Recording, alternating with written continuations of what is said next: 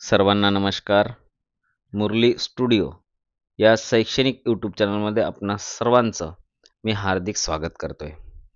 मित्रांनो, आज या व्हिडिओच्या माध्यमातून ज्ञानज्योती सावित्रीबाई फुले स्त्री शिक्षणाची अग्रणी यांच्याविषयी संपूर्ण माहिती ते मराठीमध्ये आपण जाणून घेणार आहोत.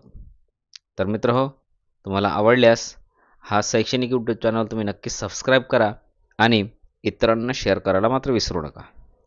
चला तर मित्रहो, सुरुवात करूया क्रांतिज्योती सावित्रीबाई फुले यांच्याबद्दल सविस्तर माहिती जाणून घ्यायला.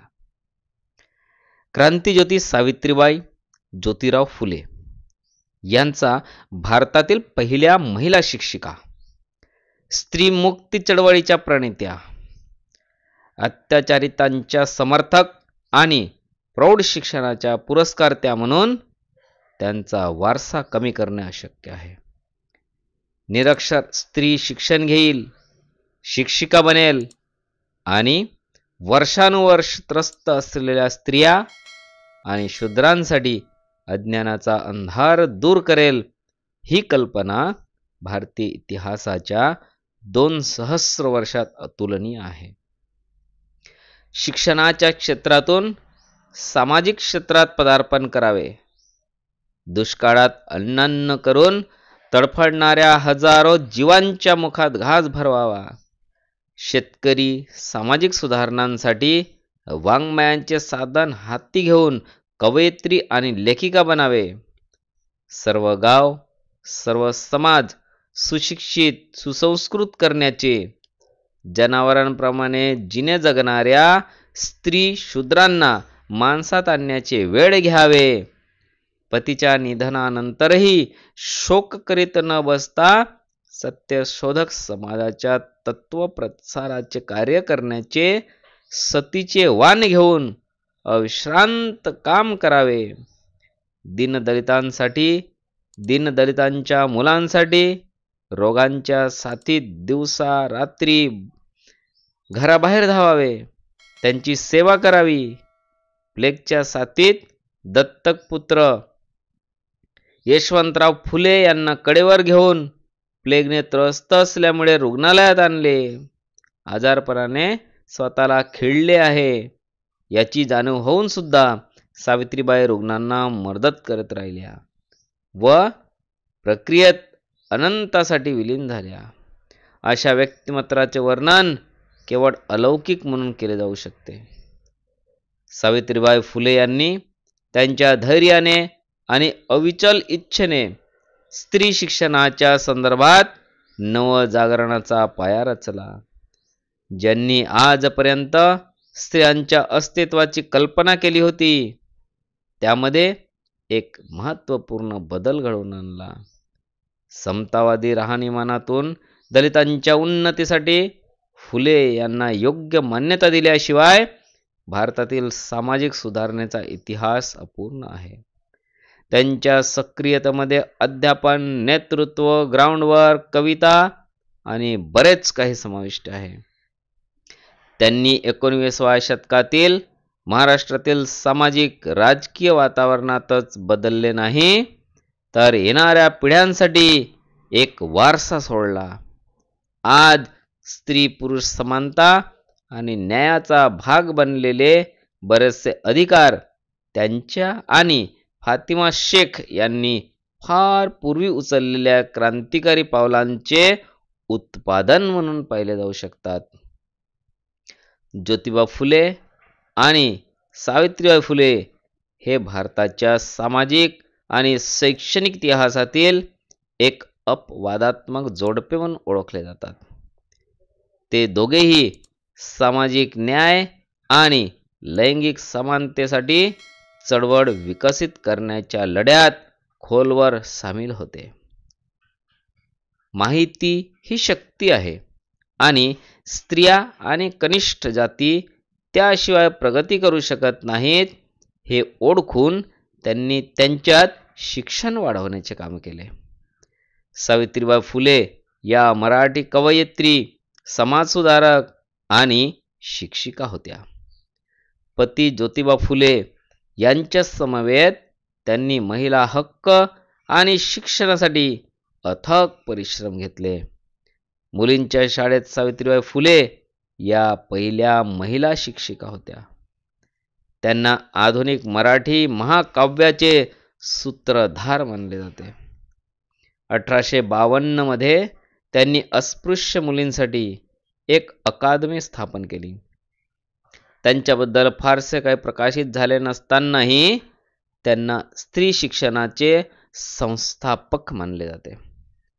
निसंशयपणे सावित्रीबाईंना त्यांचे शिक्षण आणि प्रेरणा त्यांच्या पतीकडून मिळाली, परंतु ती अखेरीस त्यांच्या स्वतःमध्ये आली. सावित्रीबाई फुले यांचा जन्म 3 जानेवारी 1831 रोजी पुण्यापासून 50 किलोमीटर अंतरावर महाराष्ट्रातील नायगाव येथे झाला.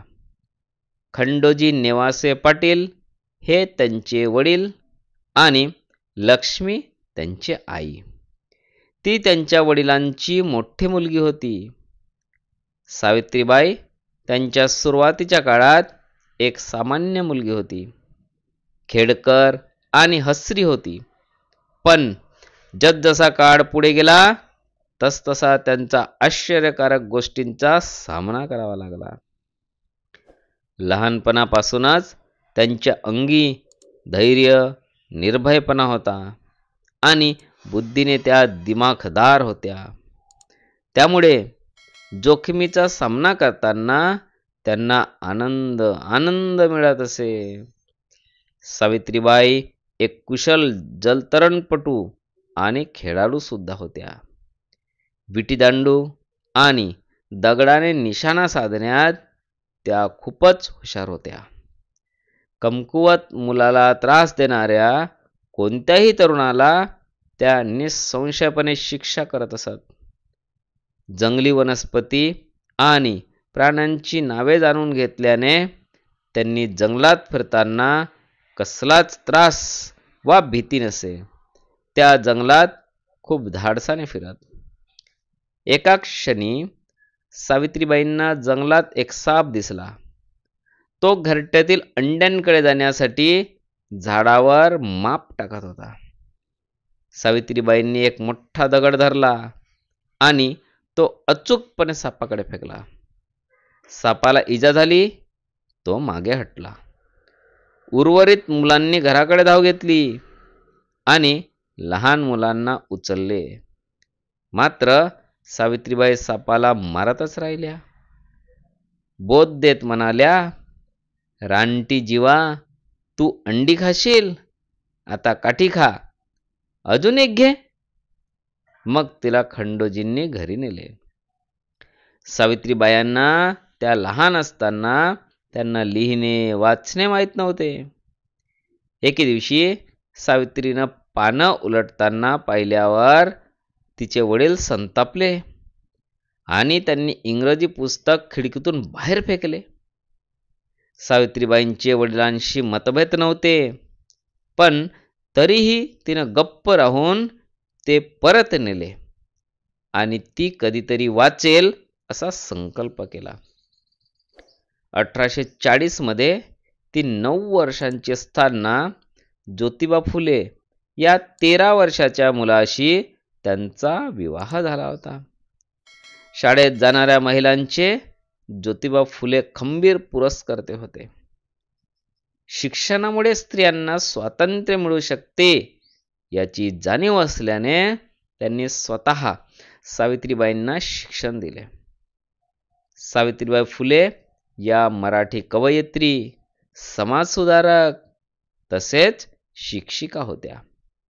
त्यांनी व त्यांचे पती ज्योतिबा फुले यांनी महिला हक्क आणि शिक्षणासाठी महत्त्वपूर्ण कार्य केले. मुलींच्या शाळेत सावित्रीबाई फुले या पहिल्या महिला शिक्षिका होत्या. त्या आजच्या जगातील मराठी महाकाव्याची अग्रदूत कवयित्री म्हणून ओळखल्या जातात. 1852 मध्ये त्यांनी अस्पृश्य मुलींसाठी एक अकादमी स्थापन केली. सावित्रीबाईंना ज्योतिबा फुले ह्या सहकारी मिशन ऑपरेटर यांच्या पत्नी म्हणून बऱ्याचदा ओळखले जात असे. हे निसंशयित महत्त्वाचे असले तरी सावित्रीबाईंचे नेतृत्व आणि कर्तृत्व दुर्लक्षित होण्यासारखे आहे. सावित्रीबाईंना त्यांच्या पतीकडून शिक्षण आणि प्रेरणा मिळाली यात शंका नाही, परंतु त्या देखील एकनिष्ठ, उत्साही आणि शैक्षणिक गोष्टींमध्ये रस घेणाऱ्या होत्या. त्यांची भक्ती, कार्य आणि शरणागतीने प्रेरित होती, हेही तितकेच महत्त्वाचे वास्तव आहे. सावित्रीबाईंनंतरची जबाबदारी ज्योतिबाच्या मित्रांनी, ज्यांचे नाव परांजपे आणि भावाडकर यांनी घेतले. सावित्रीबाईंचे अध्यापनाचे प्रशिक्षण अहमदनगर आणि पुण्याच्या शाळांमध्ये झाले. या अर्थाने सावित्रीबाई या भारताच्या पहिल्या आणि प्रमुख शिक्षिका बनल्या. सर्वसाधारणपणे भारतीय स्त्रियांना त्यावेळी खूप सोसावे लागत असे. अन्नपूर्णा जोगी, सुमिती मोकाशी, दुर्गा देशमुख, माधवी धन्ना, सोनू पवार आणि जर्ना करडले या 4 ते 6 वयोगटातील सुमारे 6-7 मुलींनी 1848 मध्ये ज्योतिबा आणि सावित्रीबाई फुले यांनी महाराष्ट्रात स्थापन केलेल्या पहिल्या मुलींच्या शाळेत प्रवेश घेतला.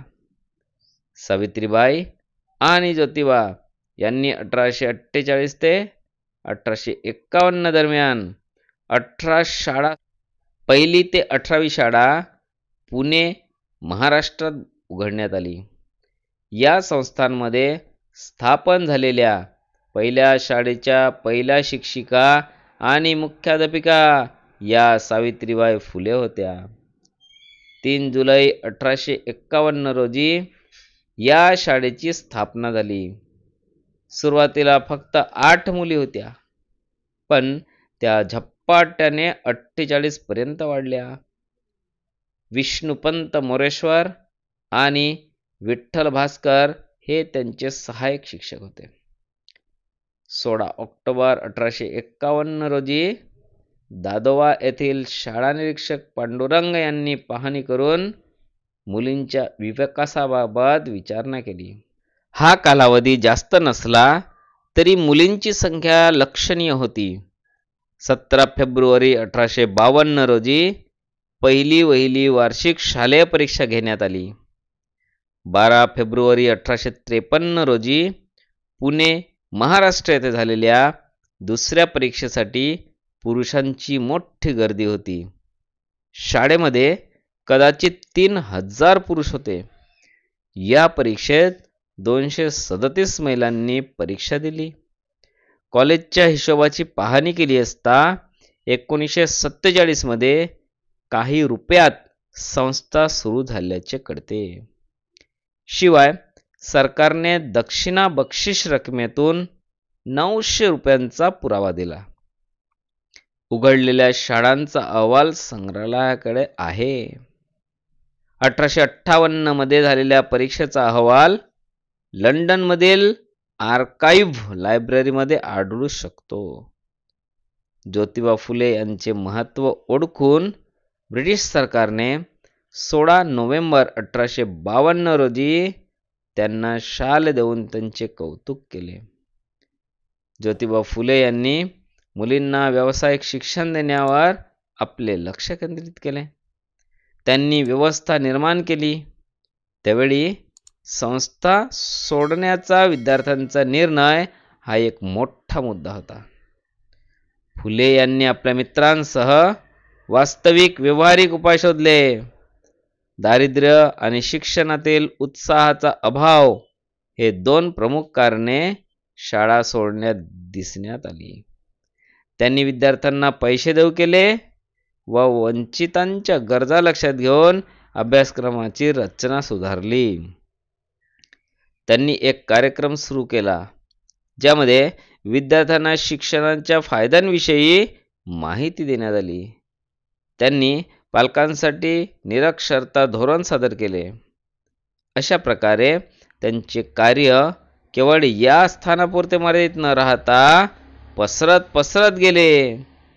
त्यांनी अशा प्रकारे सर्वसमावेशक शालेय शिक्षण योजना तयार केली.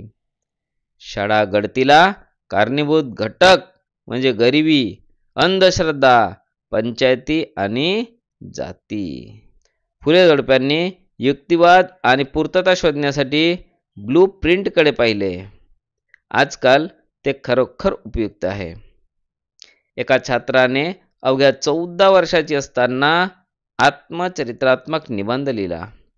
तेव्हा महाराष्ट्र सरकारने आदिवासींच्या मुलामुलींना शाळेत राहण्यास प्रोत्साहन देण्यासाठी त्यांना उपस्थिती भत्ता देण्यास सुरुवात झाली. आधुनिक दलित साहित्याची सुरुवात ही असू शकते. सावित्रीबाईंनी सांगितले असता ब्राह्मणांनी दावा केला की ब्राह्मणांनाच फक्त वेदांचा अभ्यास करण्याचा अधिकार आहे. ब्राह्मण नसणाऱ्या मुलांनी वेदांचा अभ्यास करणे योग्य नाही. हा भाग वाचल्यानंतर ज्ञानोदयाचे संपादक खूप उत्सुक झाले आणि त्यांच्या क्रांतिकारी विचारांवर त्यांचा प्रभाव पडला. त्यांनी आपल्या वर्तमानपत्रातील लेखाचे 2 तुकडे केले. हा निबंध मार्च 1855 मध्ये बॉम्बे प्रेसिडेन्सी एज्युकेशनच्या रिपोर्टमध्ये आला. सावित्रीबाई फुले शिकवत असताना त्यांना मोठ्या प्रमाणात या सामाजिक विरोधाचा सामना करावा लागला. पुरुषांनी त्यांच्याशी गैरवर्तन केल्याचे ऐकूनही दोघांनी त्यांचा सामाजिक लढा सुरू ठेवला. सावित्रीबाई फुलांना लोकांकडून अपमानास्पद शेरेबाजी करण्यात आली. दगड व चिखलफेक करण्यात आली. जर वाटेत एक साडी घाण झाली तर अशा वेळेस सावित्रीबाई फुले स्वतःकडे आणखी 2 साड्या बाळगत असत, ज्या शाळेत बदल असत. त्यानंतर त्यांनी न थांबता त्यांचे काम सुरू ठेवले. सावित्रीबाईंनी वडिलांपर्यंत आपल्या भावना पोचवतानाच्या समर्थनार्थ बळवंत सखाराम कोहळे यांनी केलेल्या कृतीचे स्पष्टीकरण, तुम्ही माझ्यावर दगड आणि शेण फेकता कारण मी माझ्या धार्मिक कर्तृत्वाचा भाग म्हणून माझ्या बहिणींना शिकवत आहे आणि जर तसे असेल तर तेही मला फुलासारखे दिसतात. देव तुम्हाला आशीर्वाद देवो. या कार्याचे निरीक्षण करताना सावित्रीबाई म्हणत, गंतव्य स्थान त्यांनाच मिळते ज्यांनी स्वप्ने जिवंत आहेत. आशेने माणसाचा उदय होतो तर पंखांनी होत नाही.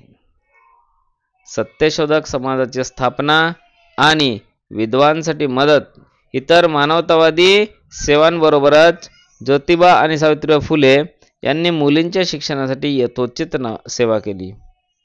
19व्या शतकातील हिंदूमध्ये लहान वयात लग्न करण्याची प्रथा होती. 1881 मध्ये विधवांचा पुनर्विवाह केला जात नाही असे धार्मिक रीतिरिवाजांनी सांगितले. कोल्हापूर राजपत्रात विधवांना अत्यंत साधेपणाने जीवन जगावे लागत असे आणि त्यांच्या डोक्याचे केस कापले जायचे. ज्योतिबा आणि सावित्रीबाईंना त्यांच्यावर होणारे अत्याचार थांबवायचे होते. त्यांनी पहिले विधवांना केस कापण्यापासून पुनरावृत्त करण्यासाठी मोहीम सुरू केली. महिलांना सुरक्षित नव्हती, त्यामुळे त्यांना वाईट वाटत होते आणि अत्याचारालाही बळी पडत होते. काही प्रकरणांमध्ये महिलांवर त्यांच्याच नातेवाईकांकडून लैंगिक अत्याचार झाले. गरोदर महिलांना अनेकदा गर्भधारणा गमवावी लागली. मुलीला जन्म देण्याच्या भीतीने अनेक महिलांना त्याग करावा लागला. एकदा ज्योतिबांनी कशीबशी नावाच्या आत्महत्या करणाऱ्या स्त्रीची तपासणी केली आणि तिला वचन दिले की आपण येणाऱ्या बाळाला आपले नाव देऊ. सावित्रीबाईंनीही त्या महिलेला तिच्या घरी राहण्याची परवानगी दिली आणि तिची सेवा केली. मूल जन्मल्यानंतर ज्योतिबा आणि सावित्रीबाई फुले यांनी दत्तक घेऊन त्याचे नाव ठेवले. त्यांनी मुलाचे नाव यशवंत ठेवले आणि त्याला डॉक्टर बनवले. महिलांवरील अत्याचार पाहून ज्योतिबा आणि सावित्रीबाई फुले यांनी महिलांच्या सुरक्षिततेसाठी केंद्राची स्थापना केली. त्यांनी कोणताही भेद न करता सर्व स्त्रियांची समान काळजी घेतली. 24 सप्टेंबर 1873 रोजी सावित्रीबाई आणि ज्योतिबा फुले यांनी सत्यशोधक समाजाची स्थापना केली. या केंद्रासाठी सर्वात जास्त बांधिलकी असलेली स्त्री म्हणजे सावित्रीबाई. या संस्थेने हुंडा किंवा पुरोहितांची गरज न घेता माफक शुल्कात लग्न केले. कार्यकर्ते सीताराम जबाजी अल्हाट आणि त्यांच्या पत्नी बाजूबाई निंबरकर, सावित्रीबाईंची या मैत्रीण, यांची कन्या राधा हिचा पहिला सत्यशोधक विवाह झाला. सावित्रीबाईंनी या महत्त्वाच्या कार्यक्रमाचा प्रत्यक्ष खर्च सांभाळून घेतला. या वैवाहिक व्यवहार कायदेशीर मान्यताप्राप्त युनियस सारख्या होत्या. देशाचे पुरोहित या विवाहांच्या विरोधात होते आणि हा मुद्दा न्यायालयात नेण्याचा त्यांचा इरादा होता.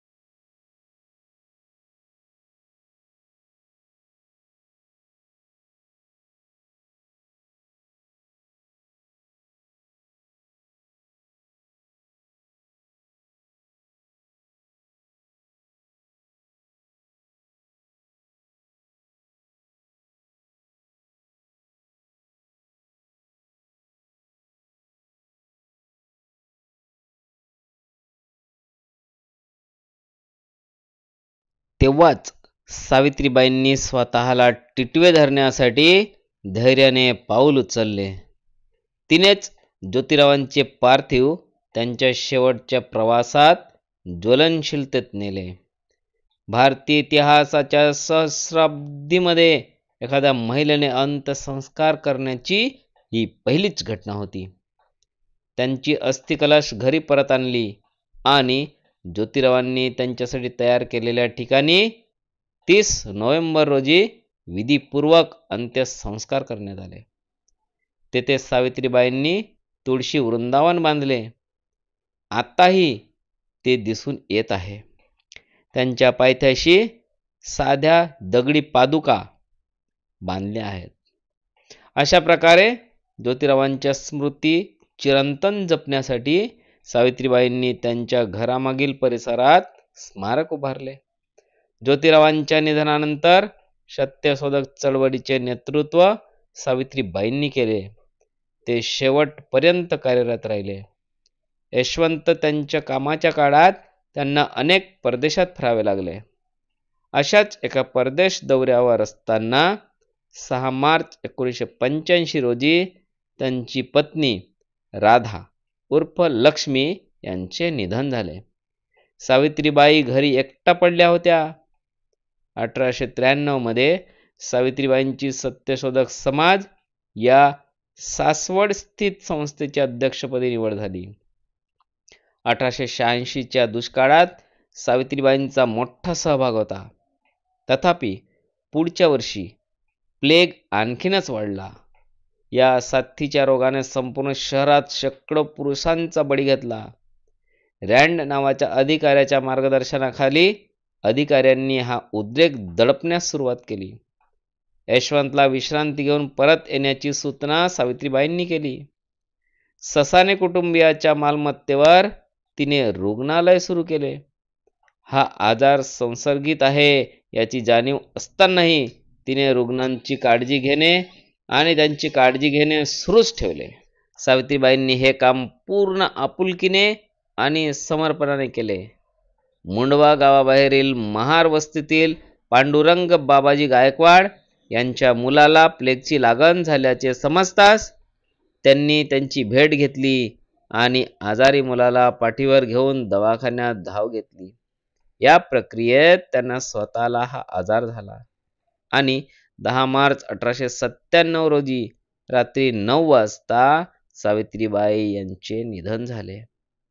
दीनबंधूने तिच्या मृत्यूची बातमी अत्यंत दुःखाने आणि खेदाने दिली.